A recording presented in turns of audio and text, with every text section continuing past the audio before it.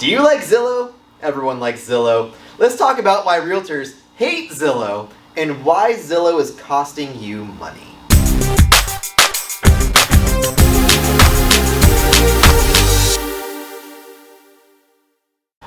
What is up? It's Bryan Castro with castro.com, and today we're going to talk about Zillow, why realtors hate it and why it costs you money. Now, the biggest thing, number one, that Zillow does that we do not like is their Zestimate. When Zillow is making a Zestimate, it looks at homes in the nearby area that are similar and comes up with a computer-generated number for how much the home should be worth. The reason Zestimates are a problem is because people think it's accurate. So when your home is online, they're going to say, oh my gosh, this person's priced way too high. Well, that's just not the case. Or priced way too low, or what have you. The reason it messes up is because it's looking at homes that are nearby. So say your home is on the top of a hill, or has more square footage, or has some kind of upgrade the computer can't tell. It's going to make it so the home is either really overvalued or undervalued. The worst I've ever seen was it was 50% off on an estimate, which was crazy.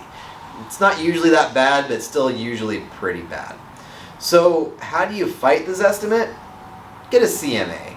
Before you write an offer or really look at any value of a home, don't be afraid to ask a realtor for a CMA, or if you want to cheat, here's my free plug, check out my instant home valuation, which will let you know right away what range the home should be in terms of price. Reason number two, it costs realtors money. Now where does that money come from? Either the buyer or the seller, depending on how you look at it. So whenever someone is using Zillow and paying all that ad money to their site, that's coming out of your pocket one way or another. Whether you're the buyer and you're paying the whole commission to buy the house, or you're the seller and you're paying the realtor commission. Either way, you're paying for those Zillow ads. So quit pushing the Find a Realtor button on Zillow. It's costing you money. Best thing you can do instead, check out social media, Google, whatever you gotta do, and just find a realtor. Call them direct. There's no reason to push that button. In fact, if you don't push the button, you can find a realtor you actually like to work with instead of the realtor that Zillow thinks you should work with because they're paying them the most money. Reason number three, the information is incorrect. So the way that Zillow works is when a realtor puts information onto the MLS, Zillow pulls that information and fills out their website.